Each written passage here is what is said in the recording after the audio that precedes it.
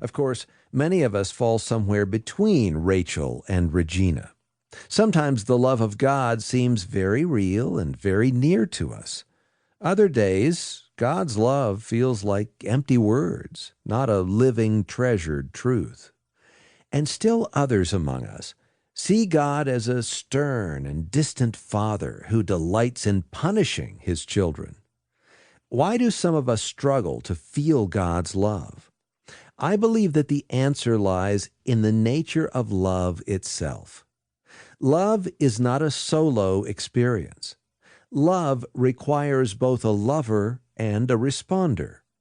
If God is the divine lover, why do not all his creatures feel his love?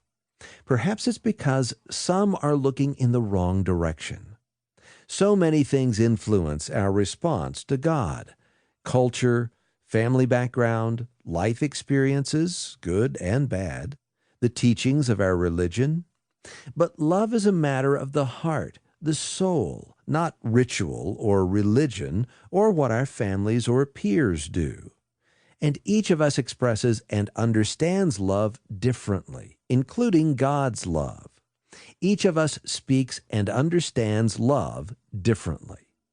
I am convinced that each of us has a primary love language, and when we listen to God in our heart language, we will experience his love most intimately. I am also convinced that God speaks each person's love language fluently. After all, he created us. He formed us in our distinct individuality. Why would he not speak to each of us in our own language? How does this work? Perhaps this is best understood by examining how love works in human relationships. Hearing the language of love. In other volumes, I have dealt with the problem of not hearing love in our own language. My clinical research has revealed that a variety of love languages exist. Thus, if parents don't speak their child's primary love language, the child will not feel loved regardless of how sincere the parents may be. The key is learning the primary love language of a child and speaking it regularly. The same principle is true in marriage. If a husband doesn't speak his wife's love language, she won't feel loved, and her need for love will go unfulfilled. The 5 love languages, which has now been translated into 50 languages, focuses on helping couples learn how to effectively communicate love. I then later teamed up with psychiatrist Ross Campbell, and we wrote The 5 Love Languages of Children. This book helps parents learn how to love their children effectively.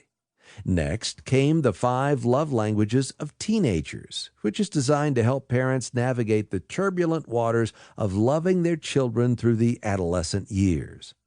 Finally, The 5 Love Languages Singles Edition helps singles understand and experience love in all their relationships. For individuals who have a genuine desire to grow closer to the people they love, these books can provide the knowledge needed to do so. But for significant numbers of people, knowledge is not enough. Actually, all of us fall into this category from time to time. We know what to do, but don't have the will to do it. One husband, having heard my ideas on learning to speak a spouse's primary love language, said, "I'll tell you right now, if I have to do the laundry for her to feel loved, you can forget that." Obviously, his problem was not a lack of knowledge. He simply lacked the will to love his wife. The tragedy is that people who choose not to love are never happy people. Their lack of love not only hurts the other person, but also atrophies their own souls. People who refuse to love live on the edge of desperation. I have spent a lifetime trying to help people who, to borrow a line from Oscar Hammerstein II's Old Man River, are tired of living and scared of dying. The purpose of this book is to bring people closer to God so they can first feel His limitless love and then reflect it to more effectively love others. To love and to be loved, what could be more important? I believe that the key to learn